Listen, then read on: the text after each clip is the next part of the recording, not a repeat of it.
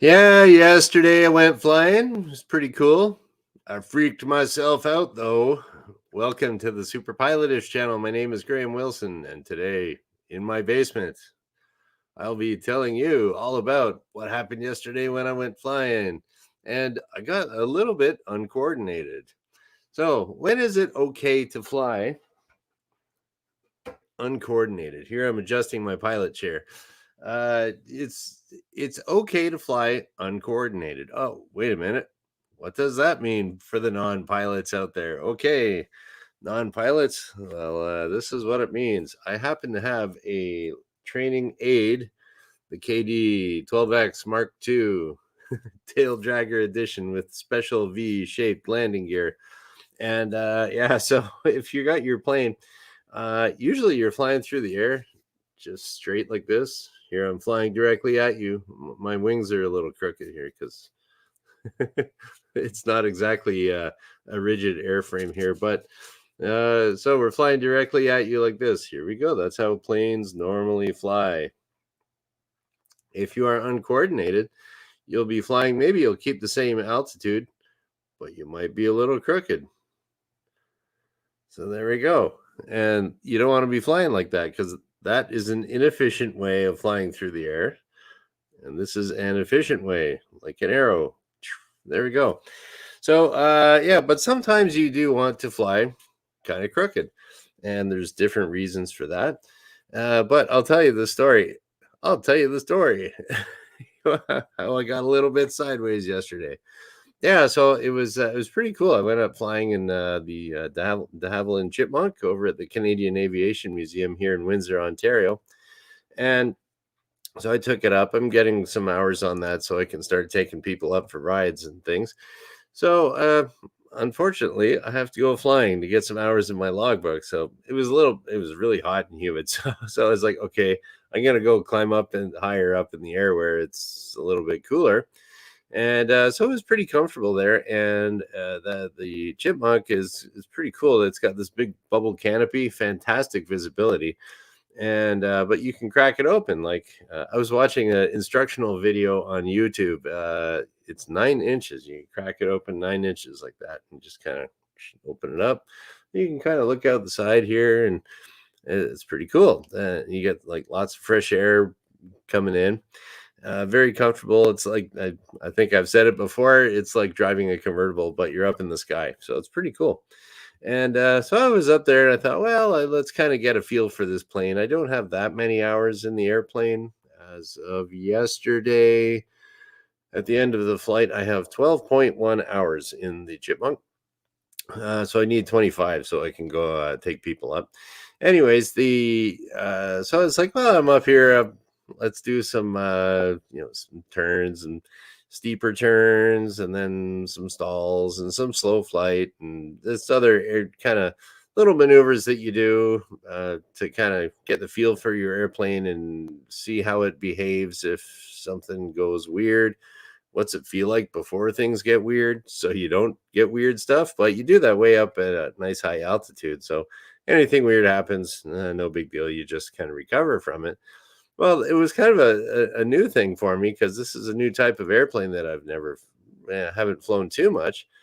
I've got like hundreds of hours in little Pipers and Cessnas and stuff like that, but this whole tail dragger thing from the 1950s, it's like, oh, okay, let's check it out. And then so it's really nice plane to fly, like I said, with the visibility and everything.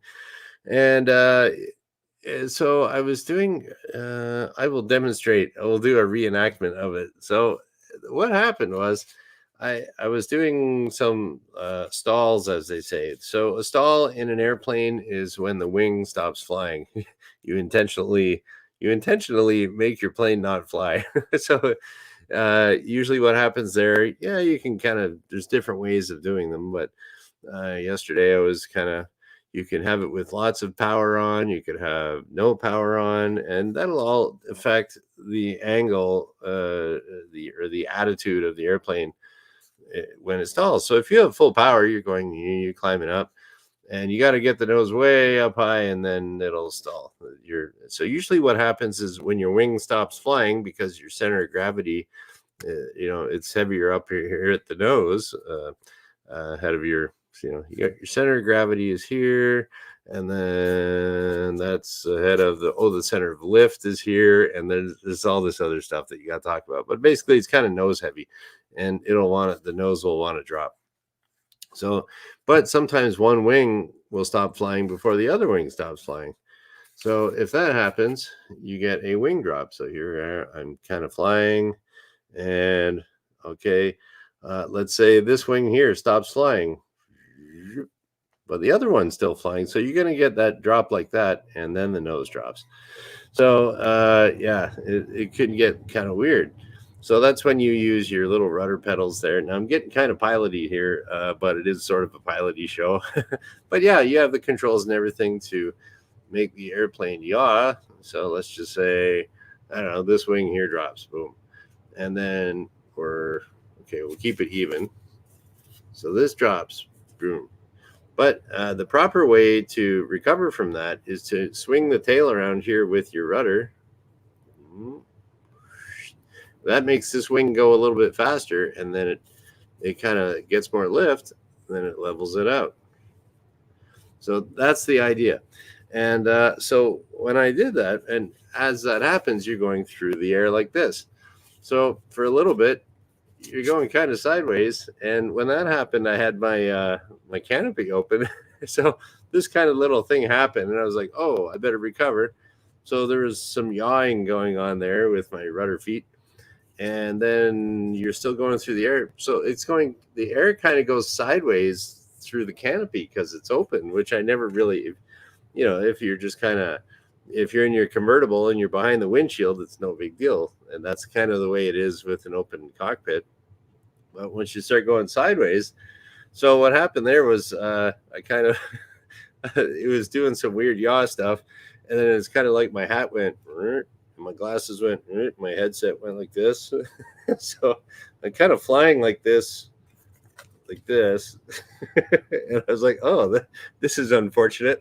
So it kind of woke me up. I'm like, whoa, okay, okay. And then so I recovered the airplane back. Boom, boom. Okay, fix my glasses, fix my headset, fix my hat. Took a deep breath and went, oh, okay. What was that all about? So yeah, that was kind of that kind of woke me up yesterday. And so that really I got some flashbacks to when I was first learning how to fly. And I think everybody gets that when they're first learning how to fly. They get to go solo and they go up and they're trying all this new stuff they've never done before, and they'll do a bad turn or they'll do a bad stall or something like that. You kind of scare yourself. So I did that yesterday. It's like, oh, that's new. I've never, it's like if you're walking down the street and all of a sudden your hat and glasses go, like, whoa, that would wake you up, right? So same thing when you're when your airplane's kind of like falling and stuff. So, and starting to aim at the ground. Yeah. So, okay. Yeah. So that was that. And then so I thought, well, okay. So when you are flying uncoordinated, that's when you're all kind of sideways. So I'm just gonna. I was thinking, when is it cool to do that? Generally you don't ever want that to happen. You want to be just flying nice and straight through the air. And I think even for big jets and that, they don't even the computers and stuff won't even allow it to do that weird stuff. It's just the computers make it fly all nice and smooth and coordinated.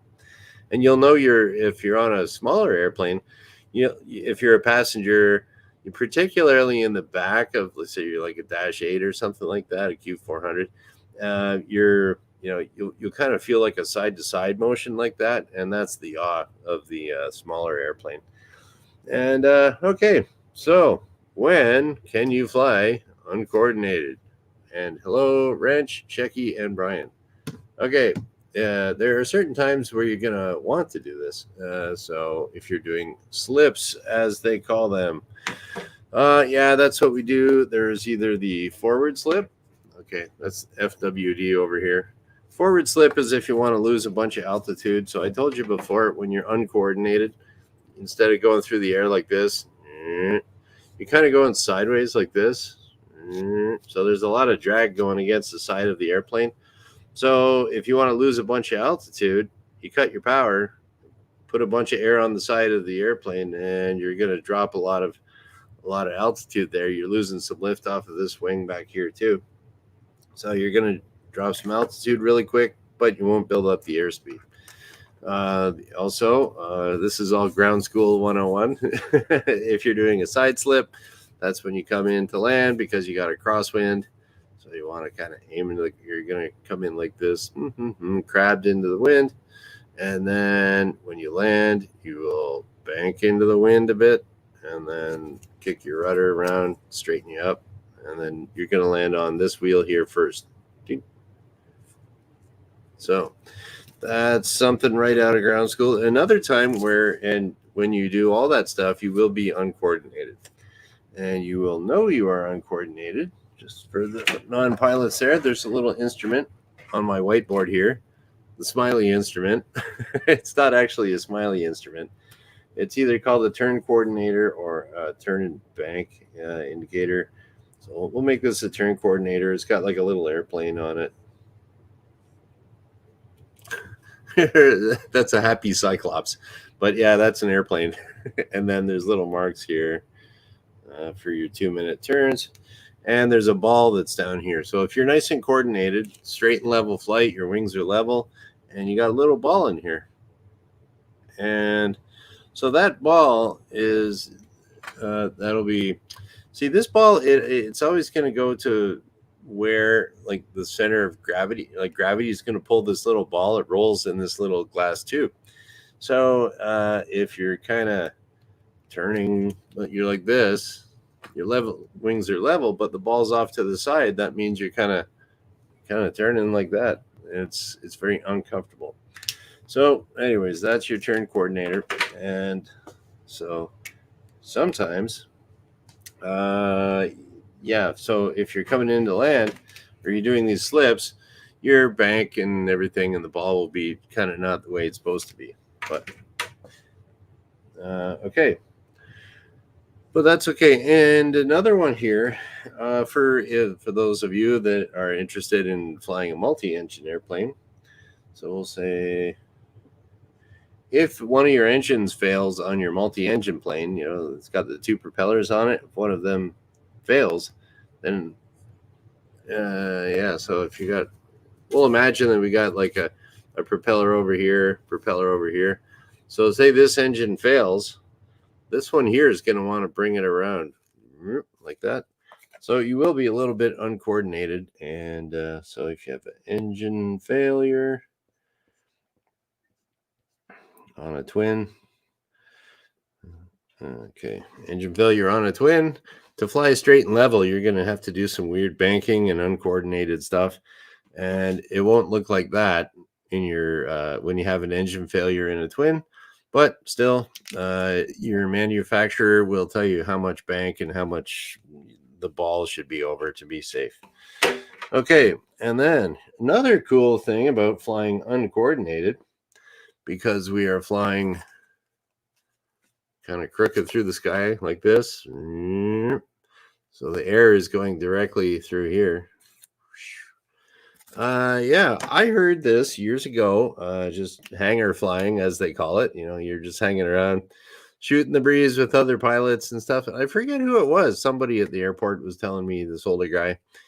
And he said, oh, I went flying with this other, I think it was on his flight test, or at some point he was flying with this other guy. And he said, oh, if you have like there's a fire in the cockpit, and you maybe you managed to get the fire out. If it's an electrical fire, you turn off the electrical master switch there, and okay, the smoke is still in the cockpit. How do you get that smoke out? Or if you depending on the type of fire extinguisher you have, if there's a fire like maybe a fuel fire, and whoa, I got to put that out. So you get your fire extinguisher out, you aim it at it, pull the trigger, and put out your fire. But now you got all this dust and stuff in there, maybe, and you might have to clear out the cockpit. So this is where flying uncoordinated would be cool. So if you're going to clear, we'll say number 3. So I'm going to write this down. So you can fly uncoordinated and clear the smoke out of your cockpit. So if you have something like a Cessna 172, this works great. Where you have maybe 2 windows you can open up, depending on the plane. But it's like if you open the windows up, if you're flying kind of sideways through, you do a sort of a slip, and the air will go through one side of the cockpit and out the other side, just kind of like the way it blew my hat. And it'll just take all the smoke right out of the cockpit. So that was some old guy told another old guy who told me who told you. So that's the way a lot of stuff gets learned that way in aviation, just hangar flying or basement flying. So here we go. So if you got smoke in the cockpit, you can open a window, open your vents, fresh air vents, and if you do some kind of a little slipping, skidding kind of uncoordinated flight, it'll probably take the smoke out a little bit faster. Okay, another one like I was talking about. If you have a wing drop during a stall, you will have to induce yaw to pick up that wing. So I always say step on the high wing. So if you got your airplane here, I'm gonna put this. All right, so we got the tail view of the KD-12X Mark II. So here we go. You're flying from behind. Here you are flying, and you, unfortunately or fortunately, you're practicing a stall, and you got a wing drop. Boom, there we go. So, and maybe a bit of a nose drop there too. So your wing dropped over here. So you're going to want to put your right rudder on there to pick that up. So we're going to step on the high wing. So right rudder, and then that yaws it like that. This wing goes through the air faster, picks up lift, and away you go. So there we go. Step on the high wing. Okay, and then so for wing drop recovery, we'll say REC, recovery. All right, what else can we do here? Another time where you can fly uncoordinated. So if you're doing like different types of aerobatic stuff, that'll make you uncoordinated. I don't know, probably like snap rolls and all kinds of weird stuff. But we'll say intentional. So if you're doing, say for your flight training, at some point, you don't do that in the United States for a private pilot license. I think for a commercial license, you do spin training. So here in Canada, England, Australia, New Zealand, I'm pretty sure we all do some sort of spin training before we go solo. So intentional spin training, you will be uncoordinated doing that because that's where that's what happens. Like if you have a stall, okay, your one wing stops flying, say that one, boom, goes like that. Now you have that wing is stalled, and okay, and then you start kind of going around like this. So this wing is stalled more than that wing. So and you're gonna kind of go down like this, and then so at that point you'll be uncoordinated and use whatever you got to do to recover from your spin. And then I usually do the superpilotish 5, 1, 2, 3, 4, 5, 5, but we're getting a bonus today. For the weekend bonus. So another reason you could when you can fly uncoordinated is if you want to lose your hat. Say say the wife bought you a hat that you really don't like, or someone bought you a baseball cap and it's really tacky. You take it flying, and then you put that on, take your headset off, and just kind of yaw it, and your hat will go out the window. And then there you go. You lost your hat. If you want to do that, I found out yesterday you can lose your hat if you're not careful. So, so there we go. And that's our bonus. All right, we'll do a little bit of review, then we'll go to our little, I don't know, questions, comments. and then we'll start our weekend.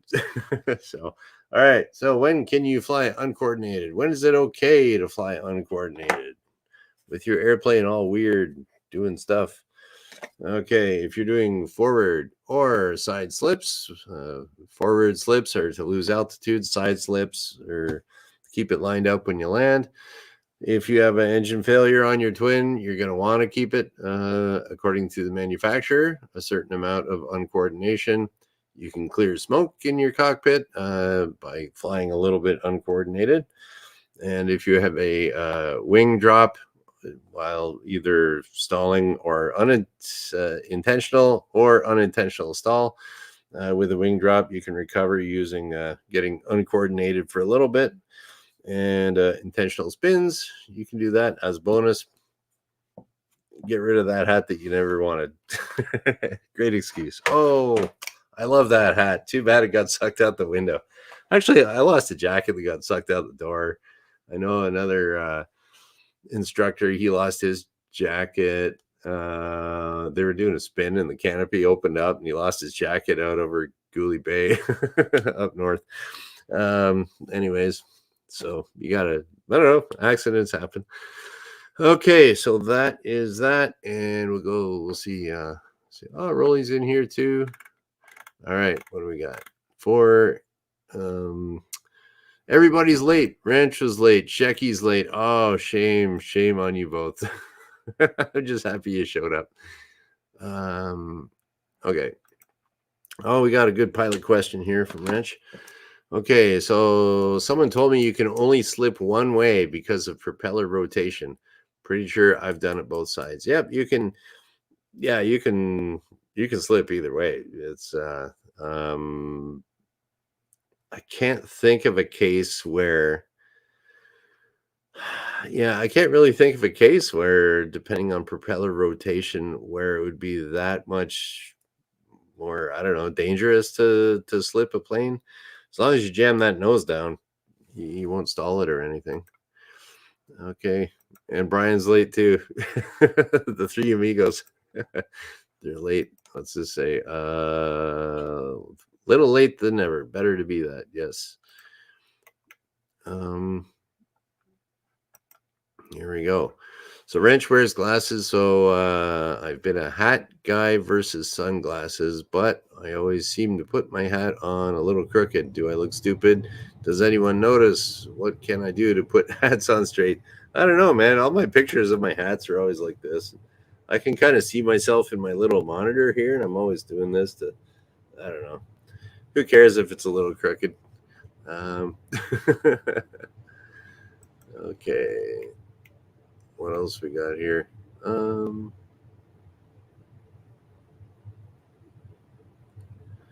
Okay. I was reading this here. You get a Cessna Mixmaster or Bornier Arrow? Oh, Dornier. Okay, there we go. To fly twin. Oh, there we go. That was a weird autocorrect. Okay. Mm-mm-mm. Okay, what else we got here? We'll get rid of that. Okay, will rudder recover a tomahawk? They stall fast, right? Yeah, so I've got hundreds of hours in a tomahawk, probably 1,000 or so. Yeah, I've done, I don't know how many spin. I've probably done well over 100 rotations in a tomahawk spinning. I've done tons. So yeah, will rudder recover tomahawk? Yes. It is rated for spins. The thing about a tomahawk, that a Piper tomahawk, that's tricky is that it was, well, originally it got the reputation of being the Traumahawk because apparently before there was like, you'd get a stall warning horn going on, and there would just, and when it stalled, it would just instantly do a massive wing drop, and then that would get into a spin, and people didn't know how to recover from spins too much if they're used to flying, I don't know, like a Cessna or something. So there's a few accidents about that. So what they did, they put stall strips inboard and outboard flow strips, as they call them, on there. So you get a little bit more of an indication, more of a buffet before it stalls. And then, so when it does stall, or when it goes into a spin, yeah, so it doesn't stall as fast as it used to. And then if you do get into a spin, if you put in the proper inputs to recover, I did a video on this before. I think it's actually kind of popular, but yeah, and same with the Chipmunk too. If you spin it, you put in your opposite rudder and start moving the stick forward or the yoke forward, and nothing really happens for about one rotation. So it's kind of freaky. It's like, okay, do this to recover, and nothing happens. I was stomping my foot here, but yeah, you stomp your foot and whoop, nothing happens. But then after about one rotation, it kicks in and it starts slowing down. So rudder will recover a tomahawk. Yeah, I've done a full. Well, it's when they do, they are rated up to, well, like when airplane is being certified to do spins, the test pilot will go up and do, like, can it do 6 rotations and then recover? Yeah, so I've done 6 rotations in a tomahawk, but at that point it really flattens out, and you'll probably take another couple of rotations to stop. So your 6-turn spin kind of turns into about an 8-turn spin, so you better have a whole lot of altitude. And then anything after 6 turns without recovering, now you're the test pilot, so you don't want to do that. And all right, and Rolly's spun in here to say hello. Hello. Okay. Okay. Here we go. Flying uncoordinated helps you forget to latch the door. Latch the door when you've missed it on the checklist. Oops, my bad. One of those things where you say that won't happen again. Yeah. Actually, yeah. If you're flying uncoordinated, yeah, door will pop open or something like that. Yeah. So, yeah. Everyone forgets this and that sometimes, or you think the door is latched and it's not. Oh, oops. That's okay. That's why you train for emergency door open in flight. It's really not a big deal. Close your vents and open a window. Close your door again. Okay. Yeah. So that's about it for today. Right. I don't know. I'm not having pizza tonight. Not having tacos. I don't know. I'm gonna have an unusual dinner tonight for a change, I think. So I got a whole ton of tomatoes from the garden, so I gotta use those up. And then I don't know, my tomatoes are getting attacked by some kind of bug or something too. It's like, not too happy about that, but I don't know. Hot weather. What can you do? Forget about it all and go flying. Okay, that's about it for today. And so I will be back on Monday, because I do this Monday, Wednesday, Friday at noon Eastern. You know that. So we'll just kind of shut her down and have a great weekend, everybody. Thank you for watching. Bye.